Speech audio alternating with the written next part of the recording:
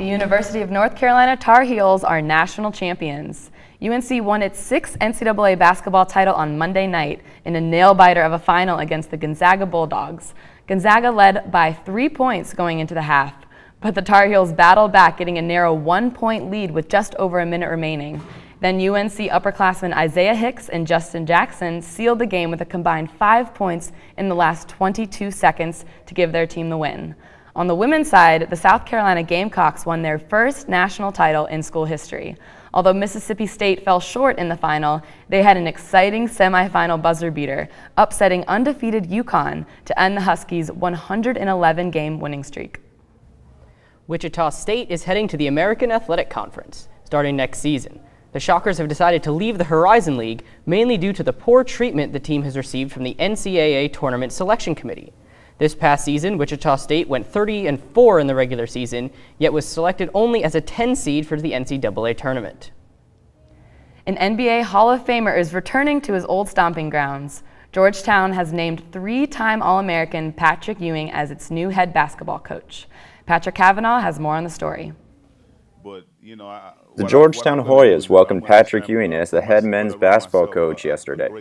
Ewing played at Georgetown from 1981 to 1985 under John Thompson, leading the Hoyas to their only national championship victory in 1984. I can't speak as much to the impact that Patrick Ewing will have directly as a coach. I am just very excited because I think that it's really good for the team to have someone of such high caliber there. Ewing is famously known as the #1 overall pick by the New York Knicks in the 1985 NBA draft.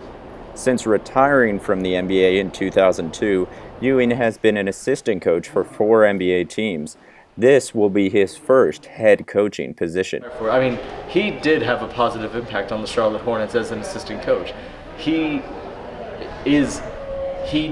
has such a great chance to prove himself, and I think he will, because you get such a legendary basketball program. Ewing met with Georgetown players for the first time formally today and is now in Connecticut on a recruiting trip.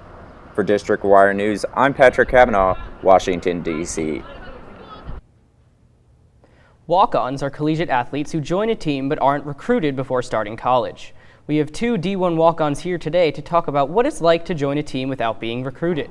For more, we go to District Wire News reporter Danielle DiBartolo, who's in the studio with us. Danielle?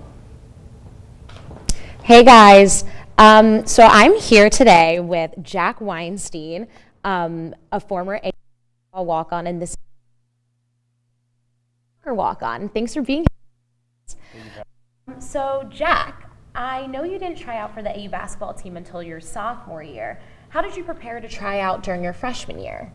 My 2 best friends were on the basketball team freshman year, so watching them play, I really wanted to get into it. So then over the summer, going into sophomore year, I decided to hit the weight room and just practice every day. And then come this beginning of the season, I contacted the coach to get a tryout. What special workouts did you do to help prepare yourself? Is there better things to do, like sprinting or lifting? What really works in basketball?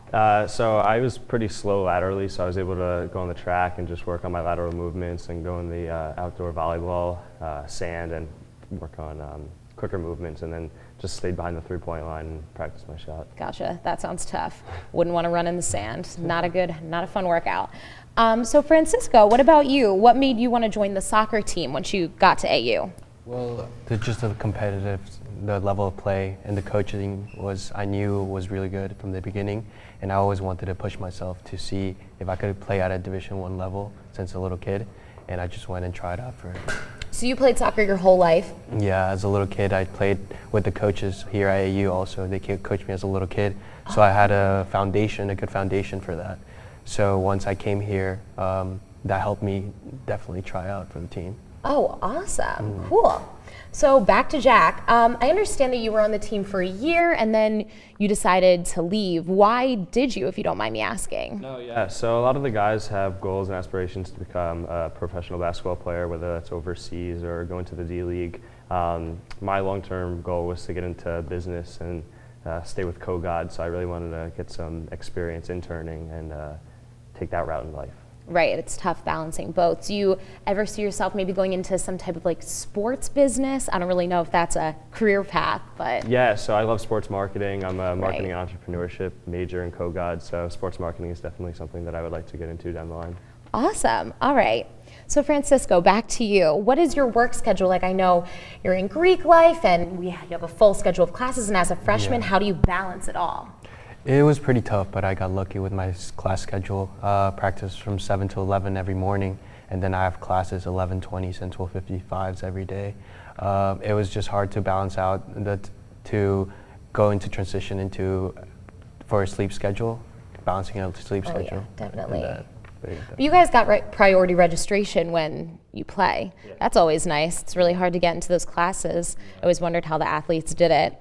But so thank you guys for being here today. I'm so happy I got to interview you. So back to you guys in the studio. Thanks, Danielle. The Washington Capitals are sitting at the top of the NHL as they head into postseason play. District Wire Sports' Alicia Abelson has more. Alicia?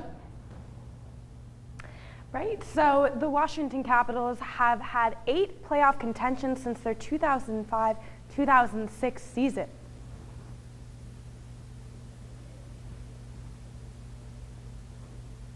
Currently have 116 points after defeating the New York Rangers at the Verizon Center Wednesday night. The shutout game was Washington's 54th win on the season, clinching them the President's Trophy. Max Zimmerman, an avid Capitals fan, says he's happy with their playoff position.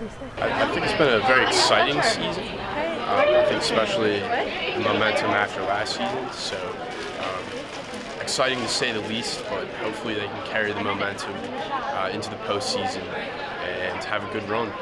The President's Trophy, which is awarded to the team with the most points out of the whole league, gives the Capitals home ice advantage throughout their entire playoff run. The Washington Capitals have yet to win a Stanley Cup since their founding in 1974. Some hockey fans like Deepak Bhagat says it's because their team isn't well-rounded enough to make it all the way. Washington sports tend to choke a lot. It'll be interesting to see, how far they make it. This will be Washington's 3rd consecutive season qualifying for the Stanley Cup playoffs and their 2nd consecutive season clinching the President's Trophy. The Capitals made it to the 2nd round in both of their previous seasons, losing out to the New York Rangers in 2015 and the Pittsburgh Penguins in 2016. Caps fans are hoping that this is their year. I wish the Capitals would, but I can't make any kind of prediction, honestly. The Washington Capitals will finish out the 82-game season against the Florida Panthers on Sunday. NHL playoffs start on April 12th with the Washington Capitals playing the Toronto Maple Leafs in the first round.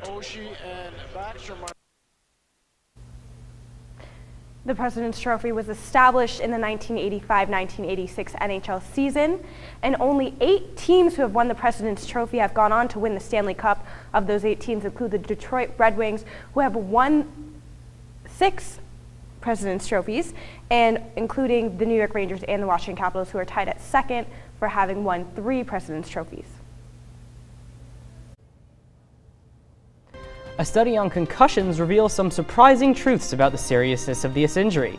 Is soccer more dangerous than football? We'll have more after the break.